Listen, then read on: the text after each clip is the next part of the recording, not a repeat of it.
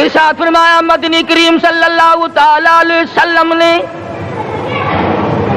کئی لوگ قیامت کے دن اپنی قبر سے اٹھیں گے، ان کے منہ سے کستوری کی خوشبو آ رہی ہوگی، لوگ کہیں گے الہی یہ کون لوگ ہیں؟ جواب ملے گا تم کھایا کرتے تھے، تم پیا کرتے تھے، یا روزے رکھا کرتے تھے، روزہ رکھنے والے لوگ ہیں۔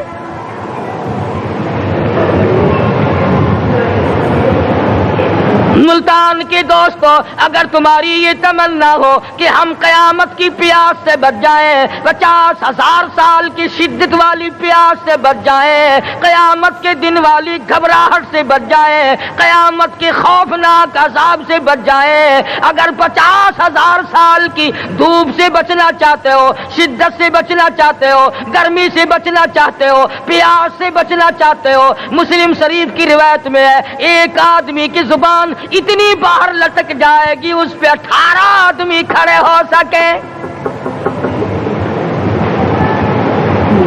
ان تمام پیاسوں سے، گھبراہٹوں سے اگر بچنا چاہتے ہو، اتنی شدید گھبراہٹ آئے گی، اتنا سخت ماحول بن جائے گا۔ قرآن کریم کہتا ہے یا ایھا الناس اتقوا ربکم، ڈرو اپنے پروردگار سے جتنے تمہیں آنکھیں دی، اتقوا ربکم، ڈرو اس پروردگار سے جس نے زبان دی،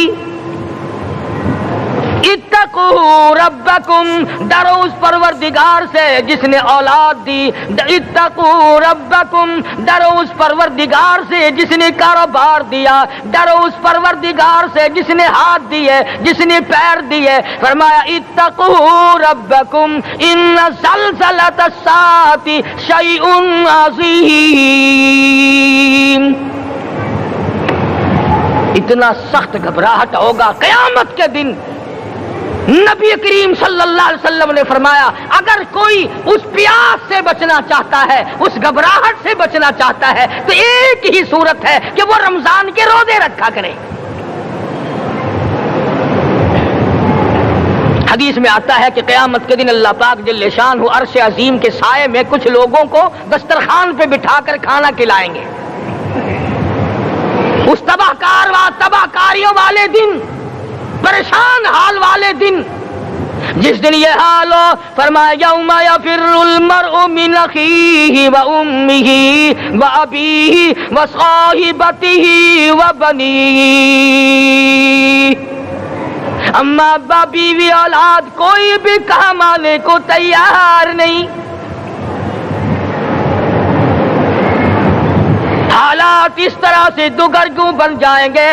فرمایا کلا اذا بلغت التراقی وقیل من راق وظن انہ الفراق والتفت الساق بالساق الى ربک یومئذ المساق۔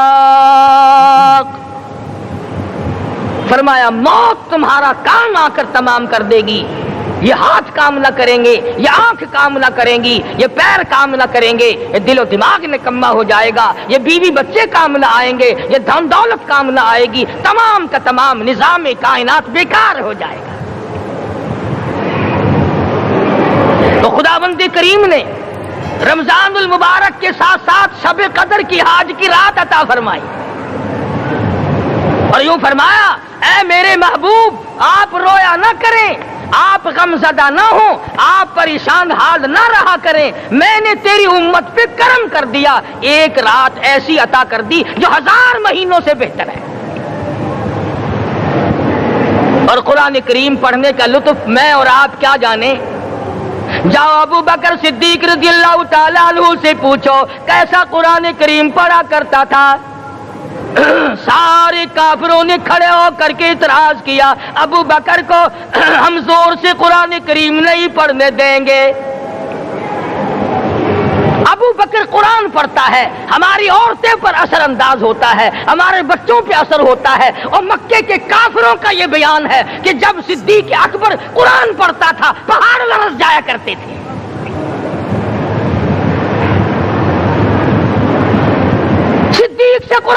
پڑھنا سیکھو.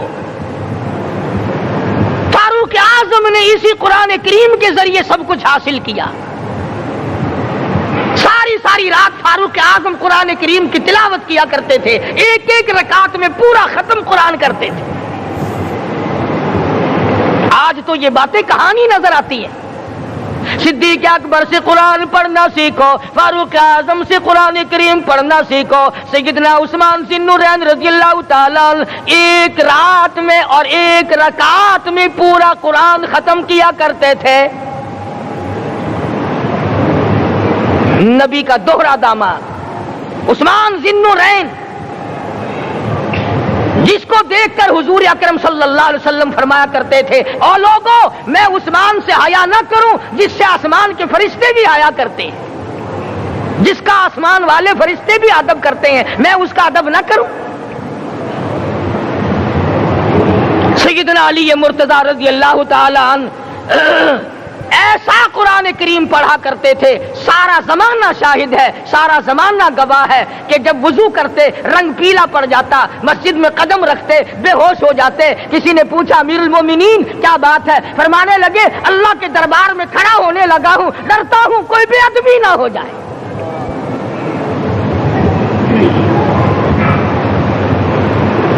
قرآن کریم ان سے پڑھنا سیکھو.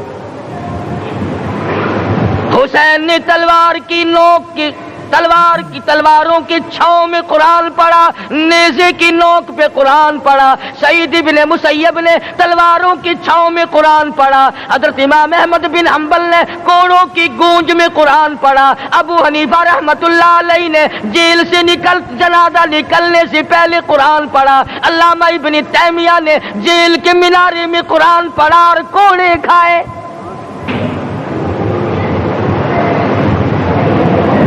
تم بھی قرآن پڑھتے ہو, جب کوئی مر جائے نا پھر قرآن پڑھتے ہیں, اور وہ بھی صحیح سالم پورا نہیں ہوتا. کیوں پڑھے؟ کوئی باپ مرے تیرا قرآن کریم پڑھے مولوی, کیوں؟ تیرے باپ کے نوکر ہے مولوی. تم خود کیوں نہیں پڑھتے؟ تمہارا خود کا تو یہ حال ہے کہ جن کپڑوں میں باپ نے دم توڑا, جن کپڑوں میں ماں نے دم توڑا, جن کپڑوں میں گھر والی نے دم توڑا, جن کپڑوں میں بھائی نے دم توڑا, وہ سارے کپڑے الگ رکھتے ہو. ارے ظالمو, تمہیں اپنے ماں باپ کے کپڑوں سے نفرت ہے.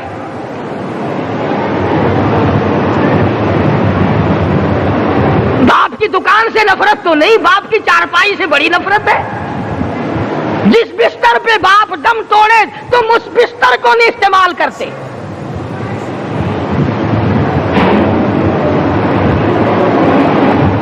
رسموں میں ڈوبے پڑے ہیں لوگ, رسمیں بنا رکھی ہیں, یوں کرنا چاہیے اور اس طرح سے کرنا چاہیے. لہد کے پانی سے بچو, مردے کے کپڑے سے بچو, مردے کی چارپائی سے دور رہو, فلاں چیز سے دور رہو. تم نے کبھی یہ بھی سوچا کہ اگر تمہارے بس کی بات ہو تم موت سے بھی دور رہ کے دکھاؤ نا. اور وہ تو یہ شکر ہے کہ اللہ پاک نے قانون موت کا اپنے ہاتھ میں رکھا, ورنہ یہ جتنے بڑے بڑے ہیں نا, یہ سارے کے سارے فرشتوں کو پیسے دے کر ہمیں مرواتے رہتے. یقین جانو, سرمایہ دار اور یہ بڑے بڑے افسر سب بچے رہتے, ہمارا تختہ نکلوا دیتے. شکر ہے اسرائیل رشوت نہیں لیتا. اگر وہاں نوٹوں کے تھبے چلتے تو یقین جانو چپکے سے کان میں کہہ دیا کرتے اسرائیل کے برابر والے کا کام کر دے, میرا نہیں برابر والے کا رگڑا نکال دے. اللہ نے نظام اپنے ہاتھ میں رکھا, پھر بھی لوگ نہیں ڈرتے. فرمایا تبارک الذی بیدہ الملک,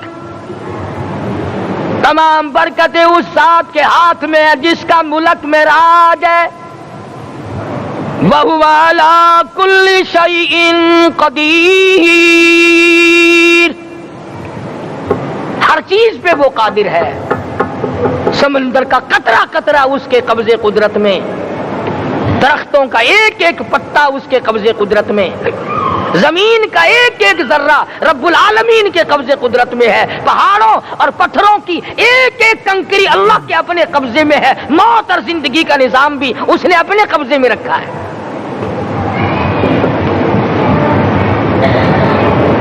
قرآن کریم ان سے پڑھنا سیکھو اگر کسی نے پڑھنا ہے. مجد الفسانی سرہندی رحمت اللہ علیہ جب قرآن کریم پڑھا کرتے تھے تھوڑا سا پڑھتے پھر بے ہوش ہو جاتے.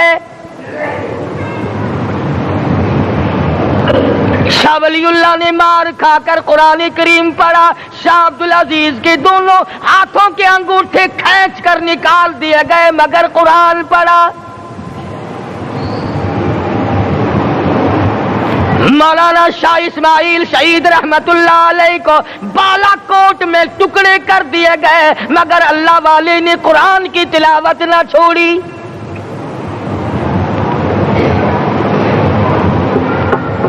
ان حضرات نے قرآن پڑھا ہے. ہمیں اگر قرآن کی لفظ